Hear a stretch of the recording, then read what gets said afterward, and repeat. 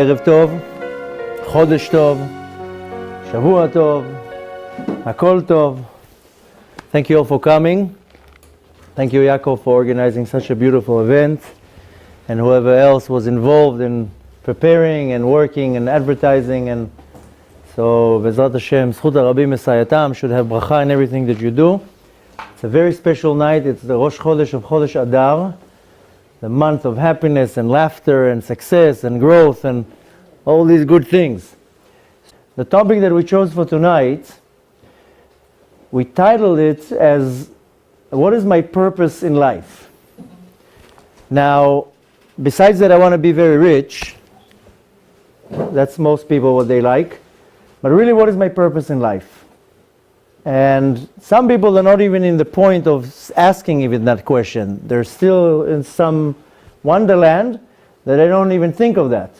But some of the people already reached to the point that they're like, okay, what is my purpose in life?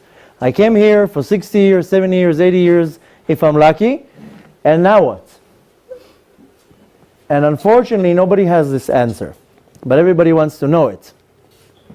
And when I was preparing for the shiur, I was like, really? That's a course, it's not a class. Because to try to understand a little bit the meaning behind this life will take you decades of learning the wisdom of God to understand a little bit what Hashem wants from me. So it's almost impossible to contract it into a small topic. But Hashgacha Pratit, I'm sitting on the plane today. Baruch Hashem landed 3 hours ago, and reading today's Parashat HaShavua, and everything is b'hashgacha pratit, everything is organized from above. The answer to all of our questions is not only in our weekly parasha, it's in today's reading. Very simple. And that kind of summarized everything that I wanted to talk about within one sentence. And if you open the Chumash of this week's parasha, Parashat Truma, it tells you, V'asitem li migdash, v'shachanti betocham. End of story. That's my purpose in life. Hashem tells me, all I want you to do is to make a place for me to be in this world. V'asitem li migdash, you should build for me a sanctuary, a migdash, and I will dwell in you. And if I dwell in you, you're set to go. You're partners with the master of the universe. The question is, what does it mean, a mikdash? What I'm going to start building now? A building? I'm going to build a synagogue? What is the mishkan or the mikdash that the Kadosh Baruch Hu wants me to build for him? So in general, my purpose in life is to make a space for the Kadosh Baruch Hu in this world. There's a question in the Midrash, why did the Kadosh Baruch Hu wanted this world? He has millions of other worlds. He has billions of angels. He can do whatever he wants. This is what interests him, this little world. The Midrash answers, Nit'ava lo HaKadosh Baruch Hu liot lo dira b'tachtonim. He had a desire to have a dwelling place in the lower realms, in the lower place. Why? That we're not going to understand why. If we want to try to understand why, because the Kadosh Baruch Hu, it says, B'makom shetimtza et anvatnuto, when you'll find his humbleness, that's where you're going to find his greatness. Bo timtza gdulato. The Kadosh Baruch Hu says, I'm great in the heavens. I want to be great down here. Because the reality is that we don't see God here and we don't feel God here. And to find him here, it's almost impossible. When Hashem tells us, I want to dwell in the lowest realm. I want to be in the lowest place in the universe, and you are the one who's going to do it for me. How are you going to do it for me? You're going to make me a tabernacle. You're going to make for me a mishkan in this world. In the same reading of the parasha, it's talking about building the Aron Kodesh. And in the Aron Kodesh, it had, if you notice, the measurements are not, not only that it's a not equal number, it's a half. 2.5 amma, why half? Because I'm half, and the Kadosh Baruch Hu is the other half. If I think that I'm full, and there's no room for something else, then I cannot be a mishkan. I'm only half. And I'm only half in regards to me and the Kadosh Baruch Hu, and I'm also only half in me in any other relationship. With me and my wife, I'm half. With me and my partner, I'm half. With me and a stranger, I'm half. I'm not a whole.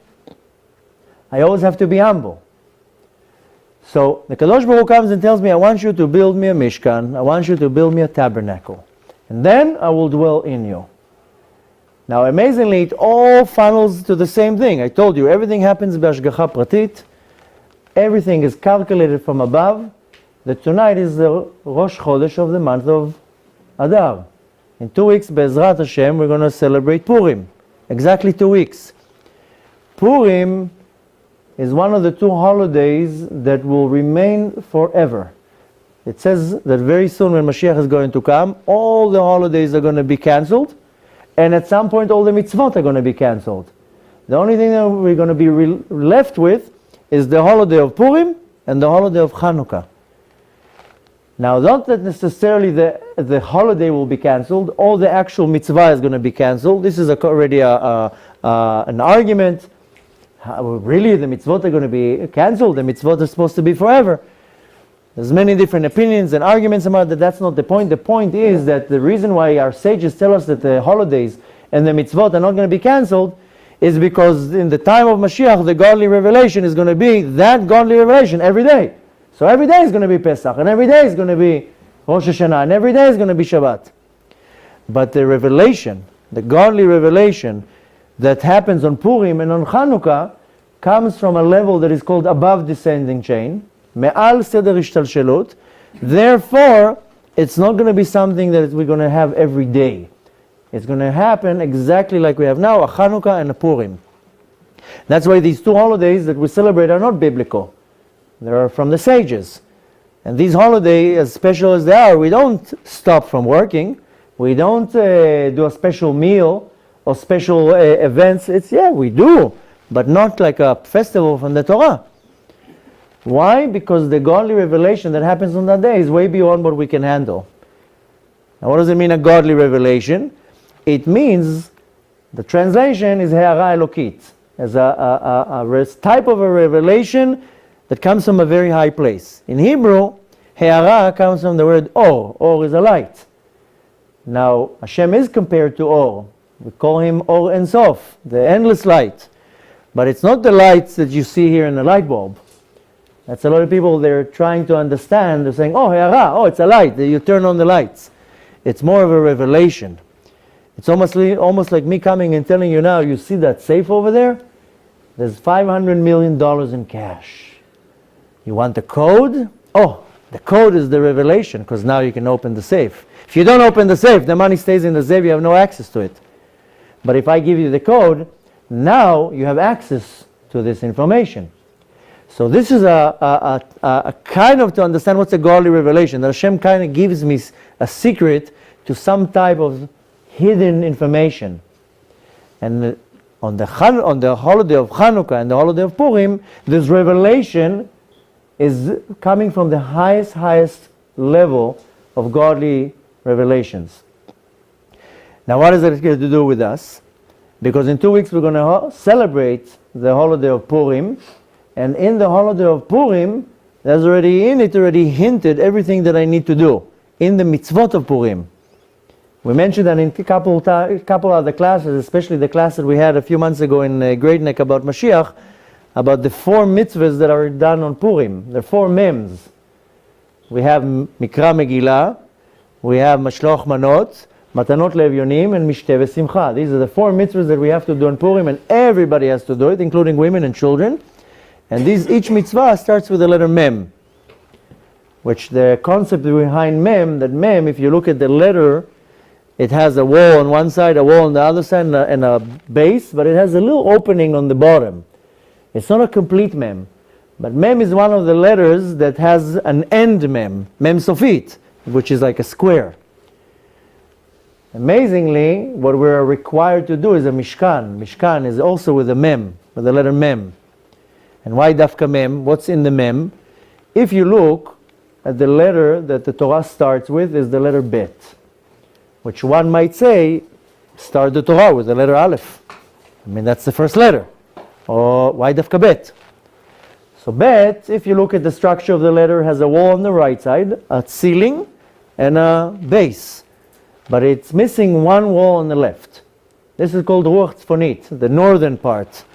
And the Kadosh Baruch Hu created the world and started the Torah with the letter Bet to show that one place is open where the Yetzer Hara can come in.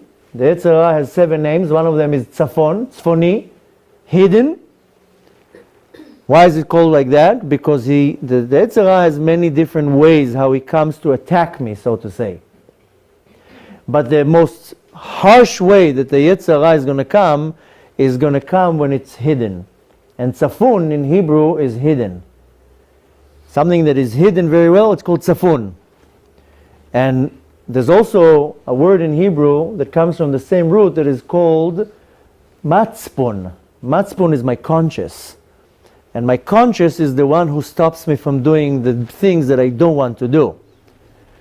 And I do something wrong, I will steal, or I will cheat, or I will hurt another person, my conscience will start saying, you shouldn't have done that. It's not nice. Why did you do it? And then I feel bad. And then it stops me from doing bad things. The Yetzer Hara in the level that is called Tzafun, Tzfoni, he comes to annihilate that. I don't want you to have a conscience. I want you to be as cold as ice. And when you go and hurt somebody, I don't care if you have feelings or not. I want you to be solid like a rock. That's where the Yetzer Hara comes in the most severest way to attack me. It doesn't come in a frontal way saying, yeah, commit the sin.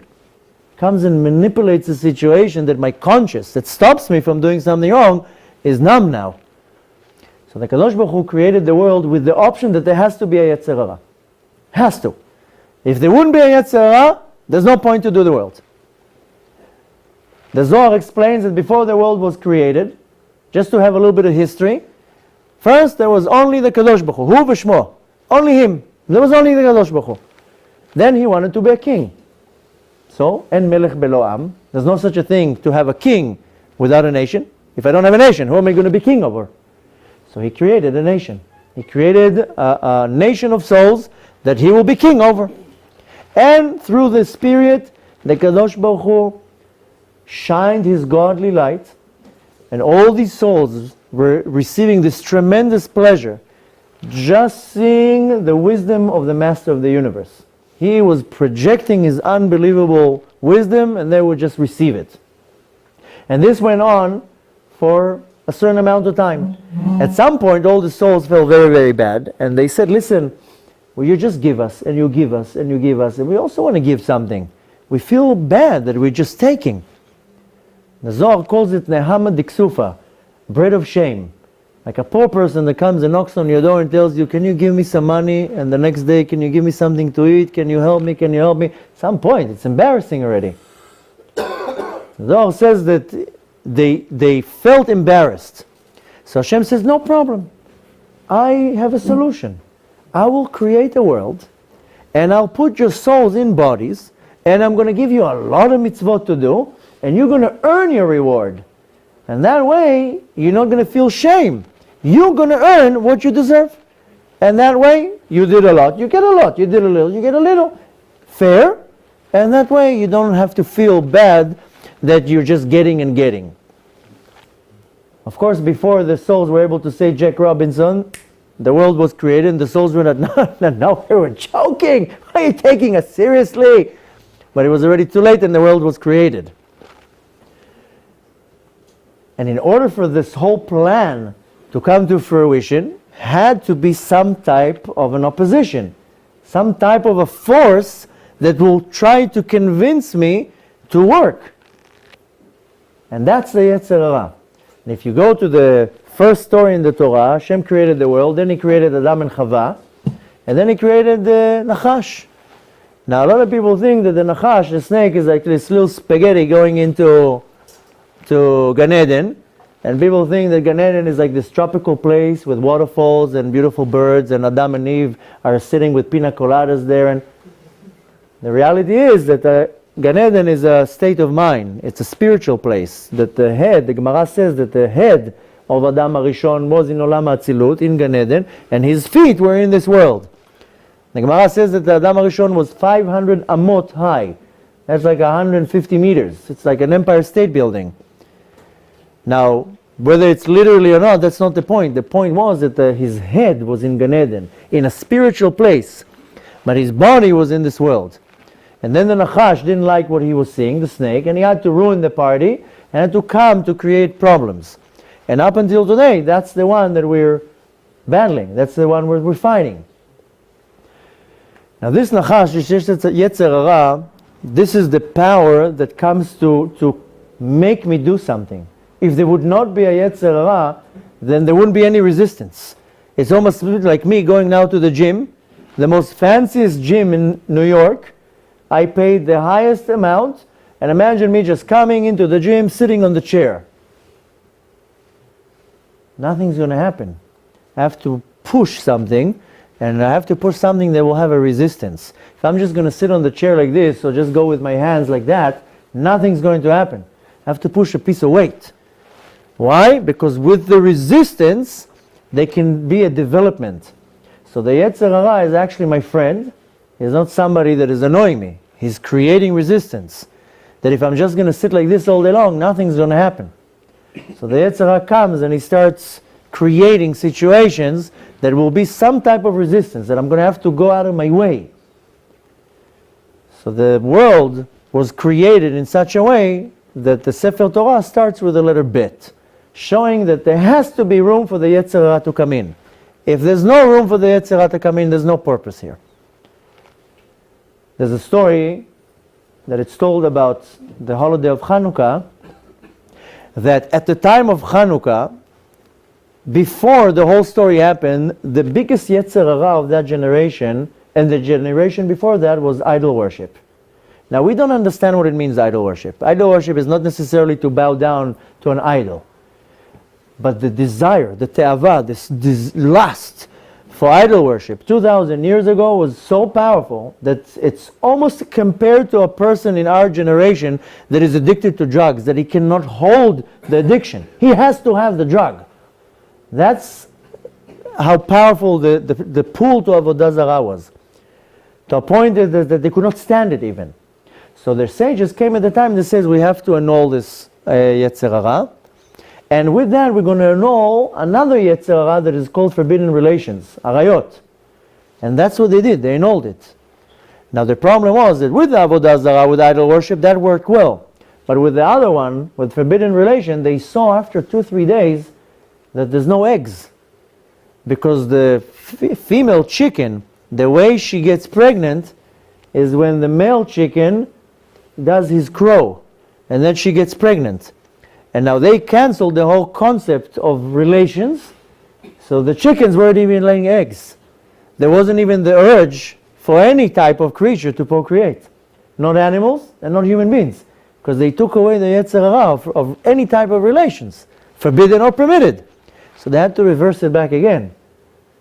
So what they annulled at the time is the klipa, the Yetzer Hara for Avodah Zarah.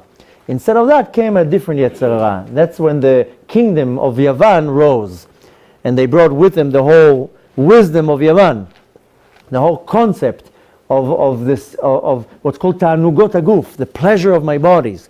Because Yavan came with all these, Yavan is Greece, with all these ideas of sports. They had 3 major cities. We don't need to do a shiur about Hanukkah. You can actually find an interesting shiur on my website talking about this mystical concept. Everything that we read in our history is not a story. It's a mystical concept. And I explain there about the concept of Yavan, of Malchut Yavan, of the Klipa of Yavan. Because the Klipa of Yavan is all about my physical pleasures. Because all they cared about is physical pleasures. And we are trapped in this Klipa about anything that gives me pleasure.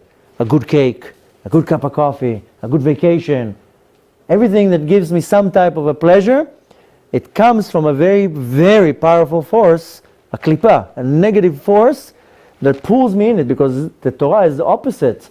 Torah doesn't promote physical pleasure. It promotes spiritual pleasure, the real pleasure, not the pleasure of a piece of cake right now, or something very, very short. So they annulled the Avodah Zarah, the idol worship, but instead came a completely different problem. The problem is that we see this fight as my enemy, instead of seeing this fight with the Yetzer Hara as my personal trainer. That's my resistance. Going back to Purim, So we have 4 mitzvot that all start with mem. I mean, come on. I mean, they could make it that the one mitzvah will start with a bet or with a gimel. All start with a mem.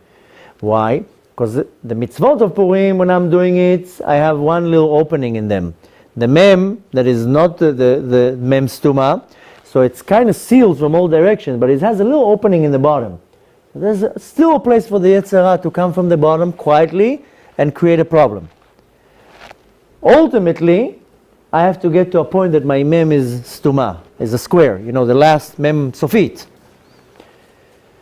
And this is the concept of Vasitim li mikdash v'shachanti betocham, because there's a big question, what does it mean? It says Vasitim li mikdash, and you should make for me a sanctuary, and then it says v'shachanti betocham, I will dwell in them. That's plural. Betocho, it should say, in it. Why is it saying betocham? Betocham is many, many. So our sages say, betocham, it means betoch kol echad, in each everyone. That's why you have plural, betocham. But the Ari HaKadosh says no. Take the word betocham and cut it, and you'll get 2 words, betoch, mem. Which means that the dwelling has to be in the mem stuma, in the sealed mem. Which means I have to bring myself to a point that I seal my mem, that I don't let the Yetzer Hara come in. That's why the mitzvahs of Purim are the hint, or the secret of how I should go out of my own exile. And not only that, how I can uproot the Amalek that's in me. Because in the story of Purim, even though it really happened, exactly like Rashi says, En mikra yotze midei pshuto, exactly how it says, that's how it happened. But there's also a mystical explanation behind that. And in the mystical explanation, it means that all the characters that are in the Megillah of Purim are in me and are in my life. There's a king, in the Megillah it's Achashverosh, but in my reality there's Melech Malchei Amlachim, the king of the world. And there's also a Mordechai, there's always a tzaddik. And there's always going to be a Haman, the Haman that's in me, the Amalek that it's in me. And when the Megillah is talking about Esther, it's talking about us. We are Esther. We are the queen. And the queen, Esther, she was locked in the palace. She was locked there for a whole year. Now, if you want to go into the depth of the story of Purim, people think that Esther was this 19-year-old beauty pageant, queen of the world. She was 70 years old. She wasn't a little girl when she was brought into the palace. She was gorgeous. As it says in the Megillah, "Umatzah chen b'nei hamelech." Hashem gave her such beauty that the king saw that she was much more prettier than all the other girls. She had this beautiful grace, unbelievable grace. But she was locked in the palace, and she was, so to say, forced to be in the palace. That goes on my neshama. My neshama is in a palace. But it's a palace of impurity. The palace of Achashverosh was a palace of impurity. You know what? They had a half-a-year party. Here in this world, go to your wildest dreams, to the wildest place in the world. You're not going to find a party more than 3 days. They had a half-a-year party. Can you imagine half a year, every night, things going on, everybody drinking, getting drunk, and can't even imagine what was going on in that party. And for half a year, this is what's going on. So she was trapped in a palace of impurity, which corresponds to us. We are trapped in a palace of impurity, with all sorts of thoughts running in our mind all day long, all sorts of desires I want, and lust, all sorts of things. My palace is full of impurity. And I'm this queen. We are called Knesset Israel. We are the queen. It says that on Knesset Israel that we are the Kala, the bride. So you can read it as Kala, as a bride. But Arizal says, comes from the word Klot HaNefesh, that we have this desire to be attached to the Kadosh Baruch Hu. And in this palace of Achashverosh, this palace of impurity, amazingly it says that this palace had a lot of rooms, and all the rooms had a lot of windows that they could see everywhere. There was no privacy there. If you attended the last lecture here in Great Neck about Mashiach, when I told you how the Zohar is talking about 3 wars before the coming of Mashiach, Gog and Magog, World War I, World War II, and then it's talking about the 3rd war, Gog and Magog. And I mentioned there that the World War III, this Gog and Magog that we're battling now, comes from the word, Gog comes from the word in Hebrew, Gigim. Gigim is thoughts. And this is the war of thoughts. And what Rabbi Shimon Bar Yochai says in the Dor is that this war, if Chas v'Shalom we're not going to do what we're not to do, it will manifest into the world, into a spiritual war, into a physical war. But the spiritual war is the war of the thoughts that we have in our mind. We have constantly thoughts in our mind all day long. We're battling the war of thoughts in our mind. I call it the war of screens. If you didn't go to this lecture, then look at it online. But I'm talking about this concept that we all are controlled. The war of the thoughts are controlled with screens. We all have screens. Everybody has a screen now in their hand, right? We are attached to these screens. Whether it's an iPhone, whether it's an iPad, whether it's a computer, whether GPS, our entire world are screens, everywhere screens. And in this screen, there's such a powerful impurity that we are hypnotized into the screen. Now, amazingly, where do you see an unbelievable connection is that the Midrash says that in the palace of Achashverosh, there was a lot of rooms and a lot of windows. 20 years ago, this guy came to the world and invented a concept that is called windows. And our entire systems are working on Windows. And even if it's working on an OS X operating system, it also has windows. You have an iPhone or whatever it is, it has all these windows. You open a window, another window, another window. That's the technology that we have now. It's all windows. 2,000 years ago, Achashverosh also had windows. Haman knew how to control and to manipulate the situation with this technology. They didn't have technology then, but it says that the palace had all the windows. So really, I'm trapped in a palace. This is a palace. My body is a very holy body. It's a body that belongs to the Kadosh Baruch Hu. It doesn't belong even to me. It's a holy palace. And in it, I have a Haman. I have an Amalek in me. It constantly tries to uproot me from Kedusha. And it's controlling my thoughts. Haman in our generation doesn't come with guns to my head. That happened 100 years ago. The Haman in our generation comes in my thought. How to manipulate this business deal, how to manipulate the situation that here I can be more stronger, powerful, or more smarter. Constantly I have a war in my mind. So when I connect all the dots together, that on the special nights of Rosh Chodesh Adar, that Rosh, really, the translation of Rosh is a head. Really, it shouldn't be called Rosh Chodesh. It should be called Tchilat HaChodesh, the beginning of the month. Same thing with Rosh Hashanah. What is it called Rosh Hashanah? Called Tchilat Hashanah. Tchilah is the beginning. But it says Rosh. Rosh is the head. Why? Because everything is included in the head. Chas v'shalom, you can cut a person's limb. He will still be alive. You cut the head off, that's it. And not only that, the mochin, the intellect is in the head. Everything is in the head. In any organization, take a big organization, take away the head, then the organization doesn't work anymore. So technically, it should have been called Tchilat HaChodesh or Tchilat Shana, but it's called Rosh HaChodesh and Rosh Hashanah. Why? Because in this day, all the days of the coming month, or in Rosh Hashanah, all the days of the coming year, is in that day. And it comes out later on, and you start bringing it out to the open. So this is not such a regular day. The Rosh of the Chodesh has in it all the days of the upcoming month.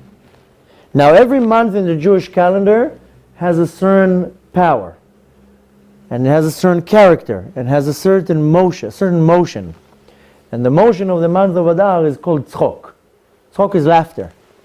If you notice, when you say Shir HaMa'alot, when you say Birkat HaMazon, what do we say? Shir HaMa'alot, V'shuv Hashem et Shivat Tzionenu kecholmim. Then what do we say?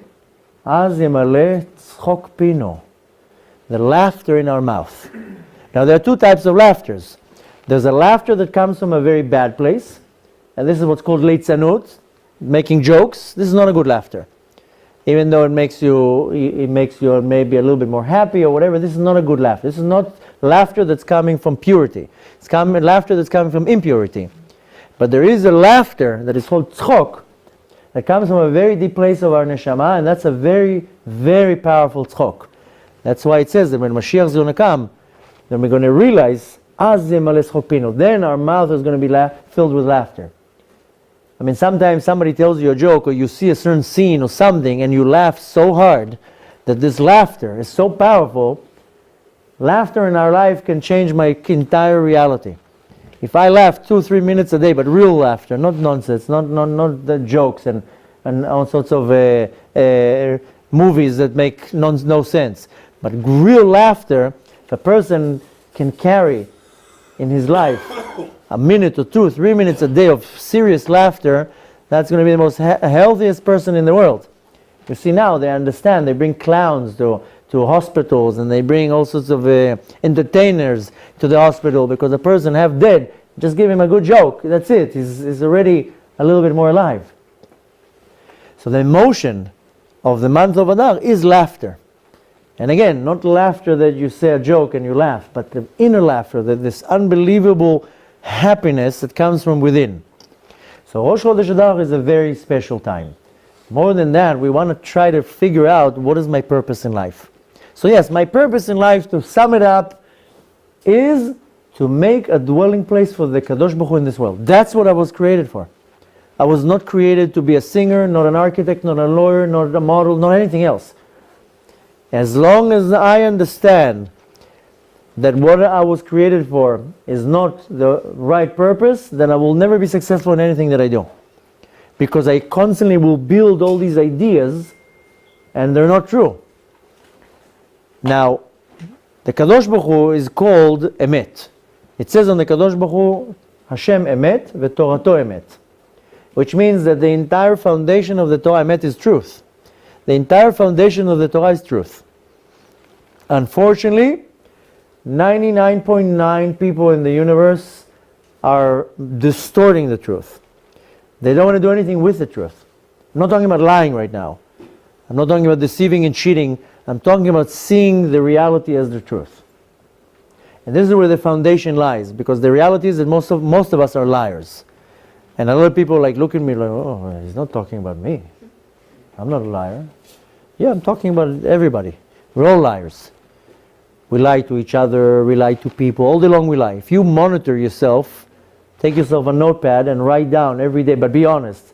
When you lie, you'll see that you lie a couple dozen times a day. And lying is a very severe sin, by the way. It's not a recommendation. Lying is a sin. It's a severe sin. It's taking the truth of the Kadosh Baruch Hu and distorting it. So I'm now testifying against the Kadosh Baruch Hu. Because the Kadosh Baruch Hu says, this is the truth. Why are you manipulating it? Why are you changing it? Forget about the outcome of lying. Lying is one of the worst things you can do. And the reality is that we all lie. We constantly lie. Oh, it's just a white lie. It's not so bad. I don't know who came up with the term white lie. Why can't it be a blue lie? White. Why white? It's not really a lie. I'm just not saying the truth. Not saying the truth is lying. So the reality is that we all lie. But the worst of it, part of it, is that we lie to ourselves. Now we can try to lie to everybody around us and it might work, but I cannot lie to myself and I cannot lie to the Kadosh Baruch Hu. So when I lie to the Kadosh Baruch Hu, he's like, come on, I know your thoughts. Why are you lying to me? So when I lie to the Kadosh Baruch Hu, it's just making a joke out of myself. But worse than all that, I lie to myself. Now how do I lie to myself? Is that I convince myself that what I want or what I like, that is the truth. Instead of liking the truth, I make what I like the truth. And that's the problem of most people. You understand what I'm saying? I'll repeat it again. Instead of liking the truth, changing myself to like the truth, I make the truth what I like. That's what I like, I'll make that the truth. And then my entire thought, my chain of thought, my focus is on the wrong focus. Because I make the truth what I like. I like fancy cars, that's the truth. Now I have to manipulate the situation. How do I get a nice car? And this is one example out of many. The point is to seek the truth, what the Kadosh Baruch Hu wants for me to do. Then to change myself to like the truth. Right now I don't like the truth. I don't like waking up at 6 o'clock in the morning to come to the minyan. I don't like that. It's not comfortable when it's 10 degrees outside to come out of bed and to pray here for a whole hour. Can't I do it at 12? So I don't like this truth. So my truth is it's okay to pray at 3 o'clock in the afternoon, because that's what I like. Now it becomes my truth. And this is one example out of many. The point is that I want to find my purpose in life. And that's the question that everybody has. I mean, if you don't have that question, that's a whole different story. That's a problem in itself. If I don't find myself throughout my life looking in the mirror and saying, why am I here? What I came here for 70 years, for 80 years, to take space in this world, to waste the air in this world, and then when I leave, what are they going to tell about me? He was annoying. He was a thief. He was a cheater. Why did I come here? If I'm not asking these questions to myself, that's already a problem. So if you're in the level that you don't ask these questions, that you gain what you need to gain from this night, you can leave and say, okay, now I have to start asking questions. Why am I here? Because the reality is, it doesn't matter if you're religious, you're not religious, it has nothing to do with religion. It has to do with, even when I wasn't religious, I said, this life doesn't make sense. I came here for 70 years to breathe a lot of air, and then I'm going to become manure.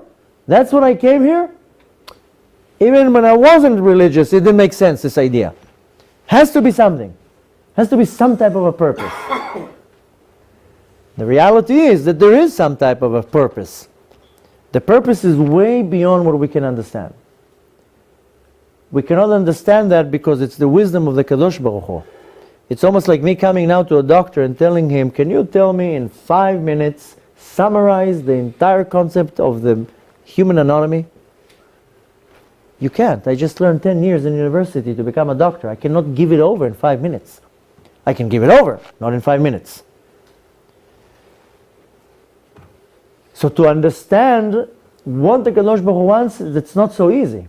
First I have to come to the point that I have to find myself saying, why am I here? Why did the Kadosh Baruch Hu brought me to this world? He did not bring me to this world to become a successful businessman or to become whatever I want to become. He brought me into this world because I have the ability of creating a space in the world that through me the Kadosh Baruch Hu can operate. That's the commandment. I want you to be now my diplomat in Great Neck, or in Brooklyn, or in Queens, and you have to refine yourself to a point that I'll come and dwell in you. And that's, in 2 words, the purpose of life. Now, how do I do it? That's a whole story, but from a whole different story. So first stage, I have to recognize the fact that I have a purpose, that I came to do something. I didn't come here for nothing. That's stage 1. If you pass that one, is what is my purpose? My purpose is definitely not to do anything that I'm probably doing up until today. Why? Because the Kadosh Baruch Hu gives me physicality, something physical, and he says, now transform it into spiritual. Don't use it for your own benefit. Don't use it for your own pleasure. That's not what I want. That's where the klippah starts holding into it. I want to give you physicality. There's nothing wrong with having money. Don't understand me wrong. There's nothing wrong in having status or fame or a diploma. There's nothing wrong with that. If you know how to use it. You can use it for kedusha, for holiness, and you can use it for the other side of holiness. Kadosh Baruch Hu says, I want to give you something. Use it the right way. If you misuse it, I'll take it away. That's how it is. Your point is to take something physical, now transform it into something spiritual. I give you money, I want you to use that money for something spiritual. I give you wisdom, I want you to transform it to something spiritual. Anything that I give you very good hands to be an amazing carpenter, I want you to use that talent to transform it to something spiritual. Because the reality is that each and every one of us has some type of a talent that is unique. There's no such a thing that a person came down to this world and he doesn't have some type of a talent. Sometimes it's very, very obvious. Sometimes it's not so obvious. So if a person is a very talented musician, it's pretty obvious. Or an artist, or a craftsman. But in a lot of cases, it's not so obvious. But the reality is, our sage says, "Kechol shepartzufehem shonim," the same way that their faces are different, kach gam deotehem shenot. Also their opinions are different. Meaning from that even my spiritual structure is completely different. The proof that we're all different from each other, that we are unique, is in a very simple part of my hand, is that my fingerprint. You know, today I landed, the first thing they tell you to put your hand on the screen, put your fingerprint. Well, there's no other fingerprints like mine in the world that they can mistake? No. There's not one person in the world that has the same fingerprint like mine. And not only now, amongst the 7 billion people that are alive, also 50 years ago, also 100 years ago, also 200 years ago. So you're looking here at billions of people, that my fingerprint is unique. Now this is a very simple part of my body. Now they're finding technology about the eye that is even much more unique. Now everything that comes out in my body means that I have in my nefesh, that it's pushing it out like a mold into the body.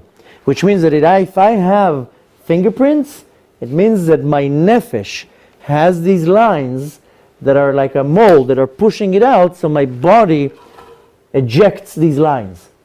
Also my lines on my face. There's some type of a wisdom, it's called Chokhmat HaPartzuf, the teachings of Kabbalah teaching, all the lines in the face. If you know the Chokhmat HaPartzuf, the wisdom of the face, you can look at a person's face, see how all the lines are merging together, know everything about that person. So don't try to learn it, because it's very deceiving. A lot of people, they open certain books and they say, oh, if the eyebrows are going in that direction and the nose is like this and the eyes are like that, oh, that means the person is like this and like that. But if you're missing one detail, then you messed it up. So not even point of even getting into it. But the point is that my nefesh, which is the lowest level of my neshama, has all these components in it, and it kind of like pushes like clay from the inside. You know, there's once, I don't know if they have it in our days now, when I was a kid there was this game that it had like a lot of pins, and let's say if you would put it on your face, the pins would go out and had the shape of the face. You know what I'm talking about? This is exactly what's going on within me. The nefesh in me has a shape, and it pushes out on the body, so it comes out to the world. That's how I get my shape. And there's no identical person in the world. There's no such a thing. Even twins are not identical. I learned from that each and every one of us has a unique quality that nobody else has. Everybody else has unbelievable qualities, but I possess something that nobody else has. And I have to find out what it is so I can utilize it and transform it into spiritual, and that's going to be how I make space for the Kadosh Baruch Hu in this world. This is V'asitim li mikdash v'shachanti betocham. Kadosh Baruch Hu is not telling me build a synagogue or build a Beit HaMikdash. He tells me make your body the mikdash, make your mind a sanctuary. A mikdash is something that is pure, that is holy, that is clean. It's not dirty, not contaminated, not impure, not everything that's really going on in my mind and in my heart. If I had some type of a device to aim at people and see their thoughts and their feelings, that would be a disaster. Can you imagine somebody hacking into your thoughts? Just imagine people just hack into your Facebook account or your email. Imagine somebody would hack into your thoughts. What of embarrassment that would be. Just imagine, and there is hacking into thoughts. The Kadosh Baruch Hu, Bochen Klalot Valev, Yodea Machshavot Adam. The Kadosh Baruch Hu knows everything. Before you even thought it, He knows it. Just imagine the embarrassment that one day these thoughts are going to be like, that's what you thought? I'm very sorry. Now what? So the Kadosh Baruch Hu tells me, I don't need you to impress me with all sorts of things. I need you to be simple. I need you to make your inside pure. I need you to value your virtues, and I need you to see the greatness of each and other individual.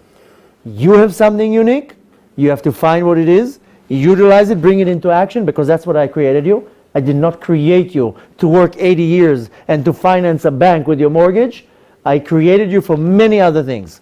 You need a mortgage because you need a place to live. And you need to drive a car, and I understand you need a vacation and nice clothes. I understand all that. There's nothing wrong with that. But it's not what I created you. I created you to refine the world. How do you do it? רצה הקדוש ברוך הוא לזכות את ישראל, לפיכך ירבה להם תורה ומצוות. הקדוש ברוך הוא wanted to give the Jews many merits, so he gave them a lot of Torah and mitzvot. Now, the right way to look at it, the right approach, Rabbi Shimon Bar Yochai says in the Zohar, don't say לזכות. רצה הקדוש ברוך הוא לזכך את ישראל. He wanted to refine us. Lezakech is to refine. Going back to what I told you before, that all the souls were around the Kadosh Baruch Hu, they wanted to be refined. They were already at some type of a level. They saw this godly revelation. They understood that what they're getting is not even nothing compared to what they can get. They were begging the Kadosh Baruch Hu, let us get more.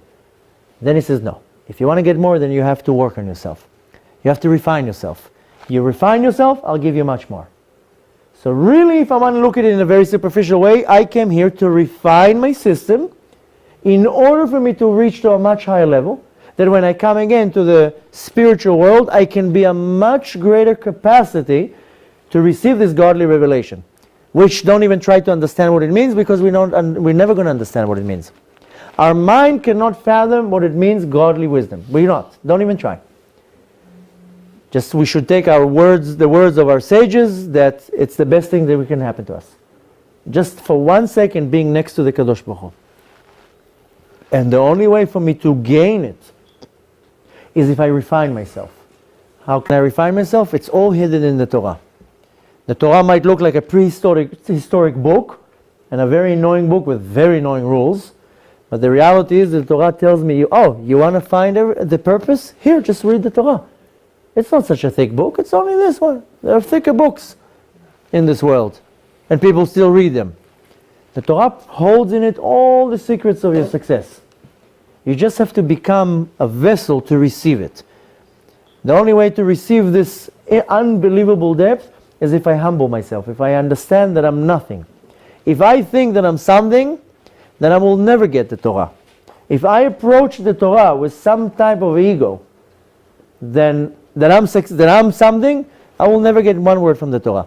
It will look like a boring story with a lot of boring rules and annoying rules, and I'm just going to walk out of the class or the whatever it is. I don't like that. If I approach the Torah being humble, that I'm nothing compared to the person who wrote the Torah, or the power that gave the Torah, then I become a vessel that I start seeing the beauty in it. The benefit from that is that I will start seeing where and how do I find how I reach to the purpose of what's my purpose in life. And my purpose in life is not what we think, not to work all day long and not to make more money and to have a second car and a third car and a bigger house and another mortgage and another this. This is all the side notes. Yes, you need a job. That's the reality. You need to have a house, you need to have a car, you need all these things. But that's not the focus. The focus is, what am I doing to serve Hashem? Everything else is going to be, I'm going to get regardless. If you have the habit of saying Birkat Hamazon, and if you don't, I strongly suggest you start doing that you take on yourself to say Birkat Hamazon every day. Most people, you'll give them out a piece of pizza or a roll, they'll tell you the famous question, is this mezonot? Why are you looking for a shortcut? Somebody's giving you now a $500 million check, and you're asking him, do you have maybe a $5 bill? That's the relation. Kadosh Baruch Hu says, sit for 5 minutes. What am I asking? 5 minutes. Sit down on your duchas and say a few words. I'm giving you now the biggest present you can get. The only bracha from the Torah. Everything else from the sages. This is the bracha from the Torah. And you're asking if it's mezonot? People come up with all sorts of inventions. I'll eat 3 bites, and they'll wait. I'll say, mein shalosh, I'll wait, I'll take another bite. Just sit down for 5 minutes and say it's Birkat Hamazon. This is one of the most powerful mitzvot a person can do. If people would know just what it does, what benefit it does, then they would do it 3 times a day. Our sages said, don't go overboard. Just do it once a day. And we see it as a burden. But why am I saying that? Because it says in Birkat Hamazon, ve'achalta ve'savata u'verachta. But really, what's the point? It says, hazan u'farnes lakol. Did you ever see a dog or a deer with anxiety attacks? No, they're not worried. I never saw a cat. They know they're going to get food. They don't use Xanax and all these antidepressants because they don't have problems. Animals don't have problems. They don't get depressed. They don't have moods because they trust the Kadosh Baruch Hu. Hazan u'farnes lakol. Zan feeds, and farnes gives sustenance. They know they're going to find food. Billions of animals, trillions of them, are all over the world.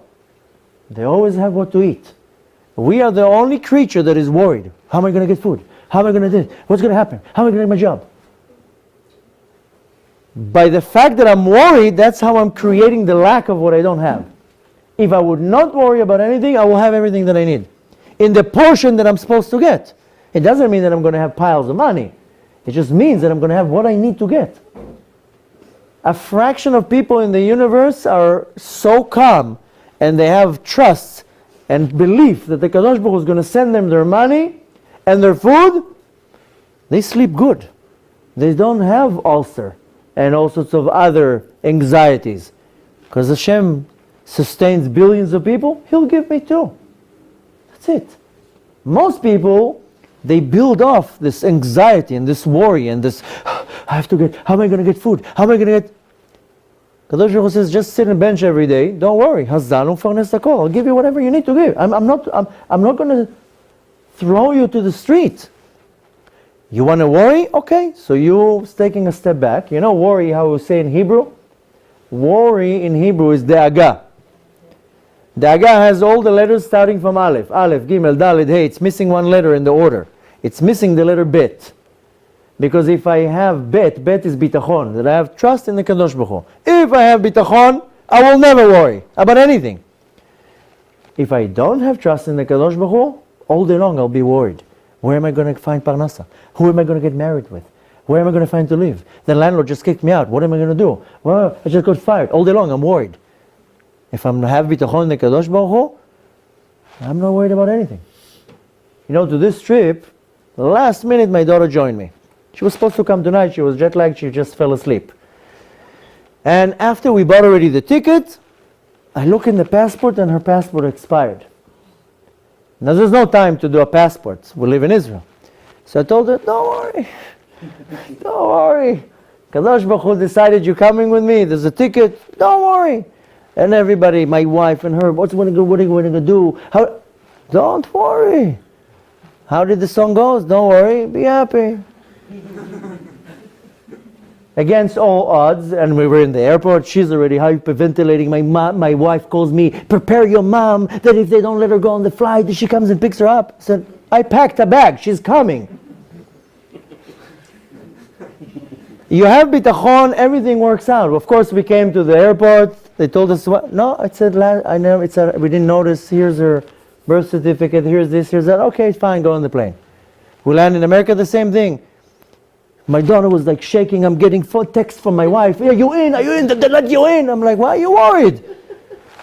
And the guy in the immigration just tells me, just get a passport next time. So you don't worry about things. Things just go smoothly. You worry, you feed this thought, then you create this reality. And we all day long say, no, Hashem. Hashem says, let me worry about the problems.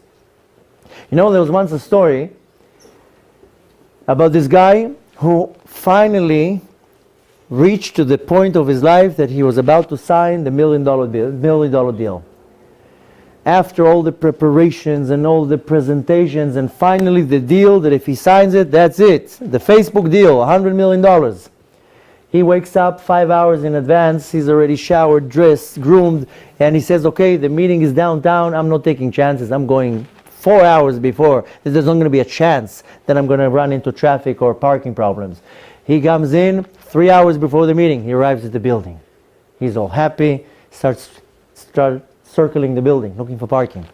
Another circle, another circle, another circle. Then he goes a little bit of a wider circle. An hour passed, an hour and a half passed, 2 hours passed. He's like already starting to get uptight. What's going on here? I'm not finding parking. I'm already surrounding the city. I already did 50 miles around this building. Half an hour, 45 minutes, suddenly it gets like 15 minutes before the meeting. He's like, if I'm not going to find parking, the deal is over. And he freaks out, comes like 5 minutes before the meeting, and he already surrounded the entire building. He can't find anything. At some point he stops the car and he says, God, listen, I don't believe in you. I don't do mitzvot. I don't do anything. If you find to me a parking spot, I'm going to put tefillin on. I'm going to eat kosher. I'm going to keep Shabbat. Whatever you tell me to do, I'm going to do. Just find me a parking spot. As he finishes saying that, whoop, a car goes out. So he looks up and he says, no, it's okay, it's okay. I found one. So we hang our hopes on ourselves. We think that we have some control of the reality.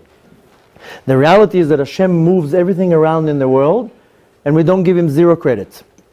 Hashem says, I'm worried about everything. I'm running the show here. You think that you have one piece of control here? You think that if you're going to stand in front of the mirror for 3 hours like that, that's what's going to make you find your other half? Just come with your pajamas. If it's your other half, she'll accept you as it is. The point is that the Kadosh Baruch Hu says, I want you to do your part, I'll do the rest. Your part is I want you to create for me a mishkan in this world, and that's what you need to do. And you go and find what you need to do.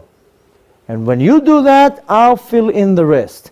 If it says in the book that you have to be rich, you will be rich. Doesn't matter what you're going to do. And if it says you're not going to be rich, you're not going to be rich. Stop banging your head at the wall. Don't go running after a reality that will never exist. You know, our sage says, Ezu Ashir, Hasamech Bechelko. Who's the real rich person? Who's happy with what he has. Money is nothing. Money comes and goes. There's much more things than money. And much more things that is true happiness. Now the reality is that it all funnels down to one concept that is called reincarnations. A lot of people think that a reincarnation is a punishment of me that I did something 500 years ago, and now Hashem sent me back into the universe to fix it, a correction. Now I have to fix my soul, like as if it's a car. I have to take it into the shop. I have to fix my soul. I don't have to fix nothing in my soul. There's nothing wrong with my soul. My soul is perfectly fine. What needs to be fixed is my mind, maybe, not my soul. But the Ari HaKadosh explains in Shara Gilgulim, in the Gates of Reincarnation, that I have to come down to this world to complete something. First of all, I have to fulfill all 613 mitzvot in thought, speech, and action. In 3 levels that I'm able to serve Hashem, in my thought, in my speech, and in my action. And until I'm going to finish it, I have to come back here over and over. That's it. That's the basics of why I get reincarnated. More than that, my soul is built from 5 different levels. Going from the top, it's called Yechidah, then Chaya, then Neshama, then Ruach, then Nefesh. It's 5 components of my Neshama, of my soul. The words in English don't make much sense, because in Hebrew we say Neshama, in English we say soul, but it's not exactly like that. There are 5 levels, and I have to come down to this world to refine all these levels in order to be able to climb to a high level, and a high level, and a high level, and essentially get some type of a godly revelation. So I have to come back here constantly in reincarnations. And the Arizal explains that we all have the same script, just that it comes in different times. So at some point we're all going to be rich. At some point we're all going to be poor. At some point we're all going to be widowed. At some point we're going to be murdered. At some point we're going to go through something. We all go through the same thing in different lifetimes. So one time this person is rich and that person is low, is poor. And then a different reincarnation, it's the other way around. But in essence, we all stand in front of the Kadosh Baruch Hu, we all had the same thing. There's not one neshama that can come and say, hey, it's not fair. If you would give me that person's life, I wouldn't have the same problem. I mean, why wouldn't you give me that person's life? And Hashem says, I give everybody the same thing, just in different times. So at some point, we all facing with the same challenge. So one time I'm high, one time I'm low. And that's so I will be able to go through all the types of challenges and to overcome it. And then, if we both have the same challenge, and I reached here and you reached here, then it means that you passed this challenge much better than me. Therefore, you get a greater reward than me. And the reward is not just, a lot of people have a distorted way of thinking that they think that the whole concept of reward and punishment, that if I do something wrong, then somebody smacks me on my hand, and if I do something good, then something will give me a lollipop. That's not the concept of reward and punishment. The reward and punishment is how close I get to the Kadosh Baruch Hu. So, to sum it all up, and Bemet, it's such a big topic that it really cannot be covered in one short lecture. The concept is, exactly what if you open now the Chumash, Today's reading, that's the mitzvah that we have to take. And that's the amazing Hashgacha Pratit on such an auspicious day of Rosh Chodesh, the head, where everything is in the head. That's the time when I'm getting my hint, is that Kadosh Baruch Hu says it's very, very simple. Just make yourself a tabernacle. Make yourself a mikdash. I don't need you to come with a 2-foot long beard. You're not impressing me with a beard or with a black suit. Kadosh Baruch Hu is not a fashion designer. He doesn't care what you wear. He cares about the mikdash, the mishkan inside. If it's pure, if it's clean, if it's emet, if it's truth. Before the external part has the internal part. When I became religious, for 2 years I was in yeshiva. I refused to wear a suit and a hat and all the costume. I came to yeshiva with denim pants, with jeans, and a nice colorful shirt. And I was like, I'm not going to make my entire tshuva based on a costume. There's a reason why we wear suits. There's a reason why we have hats and the costume, so to say. But that's in a very external way. First, you do the internal way. So for 2 years, I was sitting in yeshiva. I was like, my tshuva is not about how black my suit is and how long my beard is. My tshuva is inside. If I'm honest. And if I'm honest with myself, then I'm ready to be honest with everybody around me. If I can be honest with myself, I will never be honest with other people. If I can accept my faults and be honest enough to say, hey, I'm not that great, then I will never accept somebody else's faults. Therefore, I think I'm got much better. If I'm not going to be able to see inside of me and psychoanalyze myself in an honest way, how am I going to operate in the world? So Kadosh Baruch Hu says, "V'banitem li mikdash," the inside. Mikdash comes from the word kadosh. Be holy. Don't need you to impress me too much. People think that if I sit and stand in yeshiva for 12 hours, I'm impressing the Kadosh Baruch Hu. Kadosh Baruch Hu says, I have many bigger sages than you that learned much more Torah than you. You'll never get to their pinky toe. I don't need you to impress me. I'm not telling you, Chas v'Shalom, not to learn Torah. You have to learn Torah. But that's not what I'm saying. Kadosh Baruch Hu says, you want to impress me? You want to reach to some type of a level that you're trying to get to understand why you're here? Be holy. Be holy. Be pure. Purify your thoughts. Purify your emotions, your midot, your attributes. Work on yourself. Then you'll find your purpose here. And your purpose is not what you think. Because we tend, like I told you before, we tend to create the truth what we like. And not to make the truth, to make what I like the truth. Because if the truth for me right now is to be in this place, that's the truth. That's what the Kadosh Baruch Hu wants from me. It's going to help me if I whine, or if I go like this or like that. It's not going to help me at all. If I resist the will of the Kadosh Baruch Hu, I'm never going to win. As long as I humble myself, I annul myself in front of the Kadosh Baruch Hu, then the Kadosh Baruch Hu can get dressed in me and start operating. And that's what it means, v'shachanti betocham. I'm going to dwell in you. Then I'm on autopilot. I'm just a body, and the Kadosh Baruch Hu operates in me.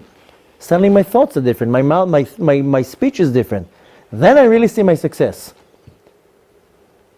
Now, I mentioned the whole concept of the reincarnation. There's a very special book by the Arizal, Rabbi Yitzchak Luria, who's known to be one of the most dominating Kabbalistic rabbis in our history.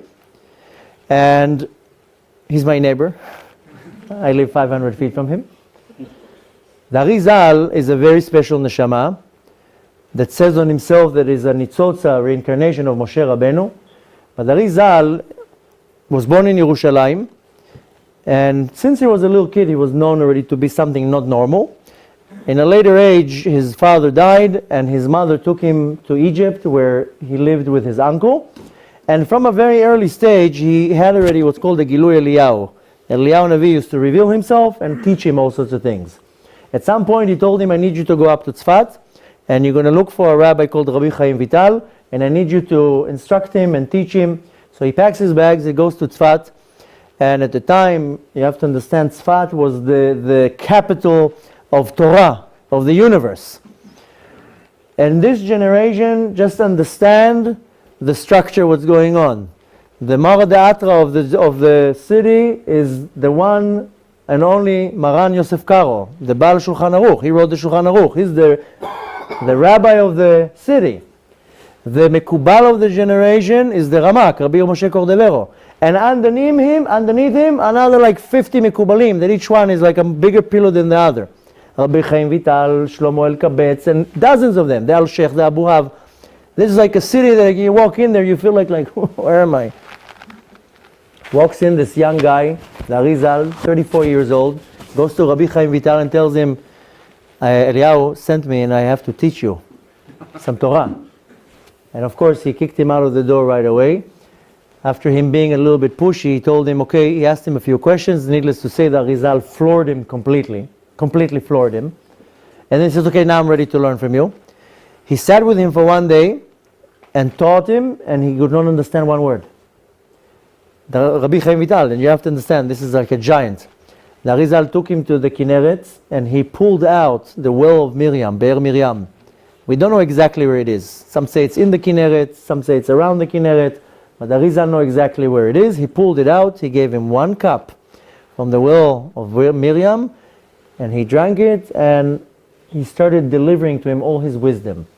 That the truth is that we don't have almost a fraction of what the Arizal taught, because he would write everything in scripts, and at the end of the day he would burn it, so that nobody will have access to it.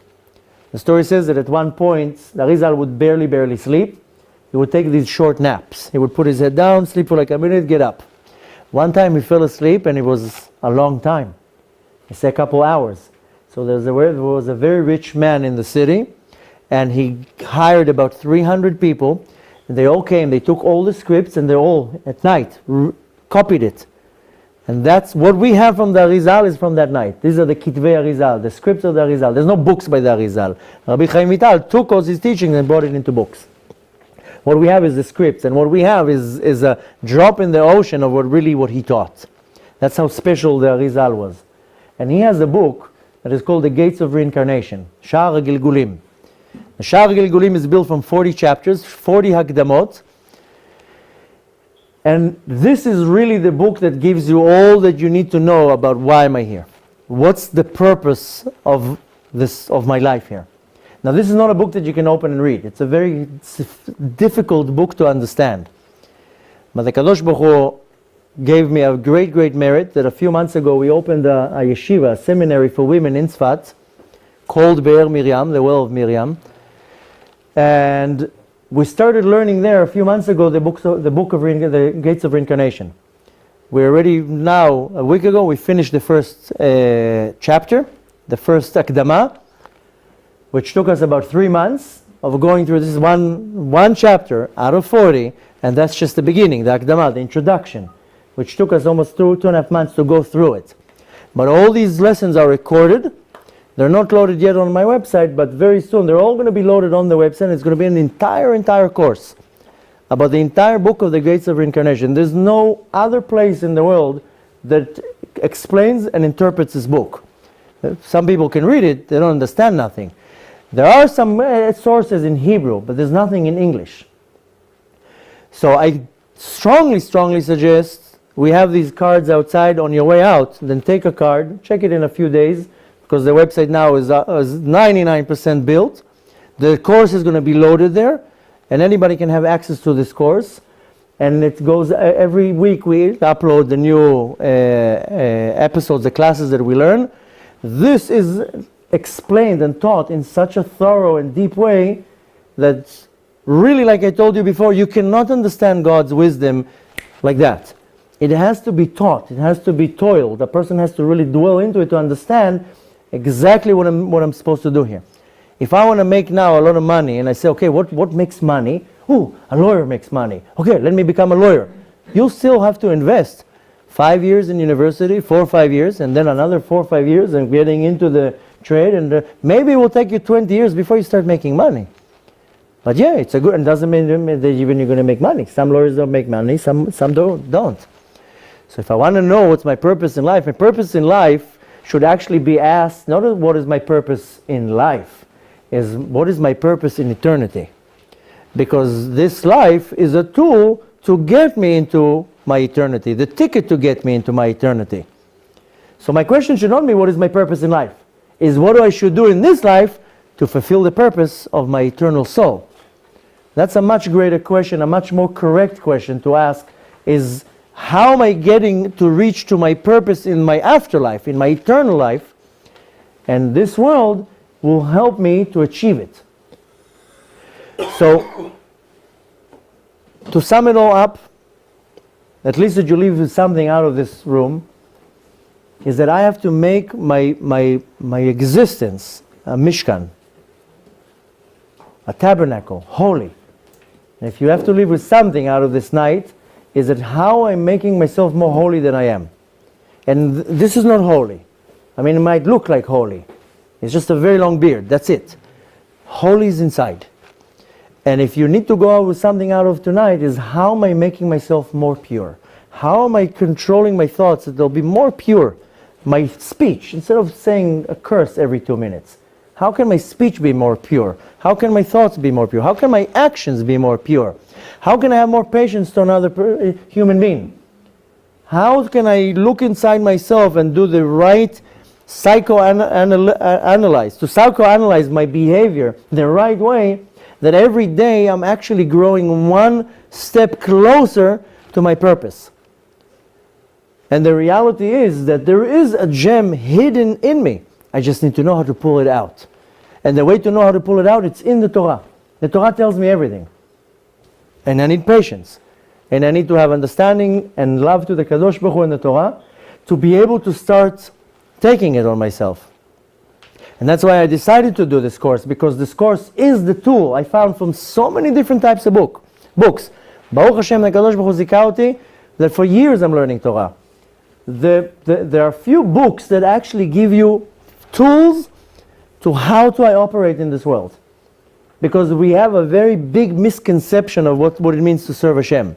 We think that serving Hashem, that if I have a black suit and a big hat and all day long I'm in a synagogue, that I'm serving Hashem. And that's a misconception. Serving Hashem, there's many ways to serve Hashem. It starts from a deeper place and rather than an external place. And I need to know that. Because I don't want my life to go through that I find myself that I wasted my life. I have two options here. Either chas v'shalom, I'm leaving this world, and what happens if I left this world and I didn't fulfill what I'm supposed to do?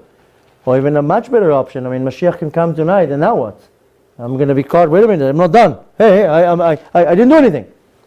Once Mashiach comes, that's it. They stop the stopwatch. That's it. Whatever you did, you did. The question is to which direction you're willing to take the chance. Either I'm going to reach to the end of my days and I didn't do anything, or Mashiach comes and I didn't do anything. The point is that I want to catch myself and saying, listen, this is an auspicious time. Either way you're looking at it, I have to utilize my time the right way of how am I focusing myself that I'm doing what I'm supposed to do. Don't worry about anything around you. Everything around you, getting married, parnasa, your mortgage, Kadosh Baruch Hu takes care of everything. You leave your worries to the Kadosh Baruch Hu and tell him, you worry about my problems, I'll worry about your problems. That's what the Kadosh Baruch Hu says. You do what I tell you, I'll worry about your problems, you worry about my problems. My problems right now is I want you to learn Torah and pray and eat kosher and keep Shabbat and go help that person, help that person. It's a good deal. Kadosh Baruch Hu says, I'll worry for you, you worry for me. So, Bezrat Hashem, Hashem should bless all of you, that you should have the ability to reach deep down in your neshama, to find the pure part of your neshama, to be able to bring it out, to start bringing it into action. And to find in yourself the place, how am I actually fulfilling my mission in this world of serving Hashem. Lo nivreti ela leshamesh et koni. I was created to serve my master, not anything else. And as long as I'm stuck with this concept, if I'm stuck with having not this concept. If what's stuck in my mind is that I was created to serve my master, then my entire life works completely different. It doesn't mean that I have to sit now all day long in a shul. Don't get my words wrong. Life continues. Because you can do much more mitzvot wherever Hashem wants you to do. If Hashem wants you to be a businessman, you will serve Hashem in your business. If Hashem wants you to become whatever it is, a mother of many kids, that's how you serve Hashem. But the point is that I have to understand every day that I was created only to serve the Kadosh Baruch Hu, not anything else.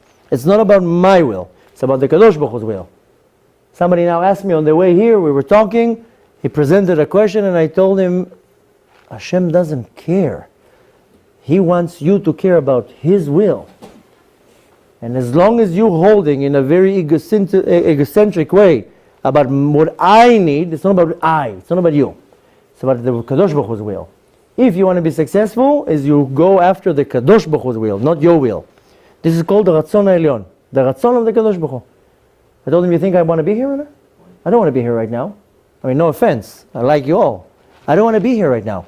I don't want to be away from my family and away from my house and away from everything. But that's not my will. Kadosh Baruch Hu doesn't ask me what I want.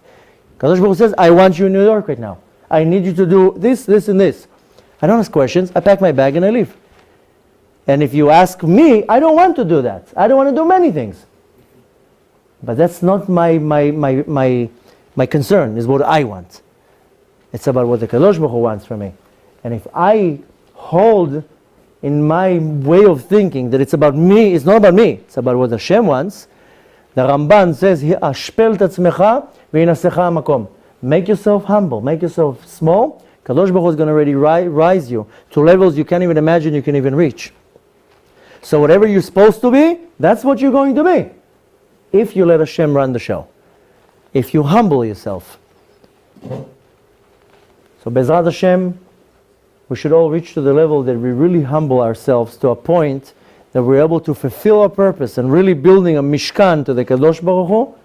Because when we're able to build this Mishkan, Mishkan is a temporary tabernacle.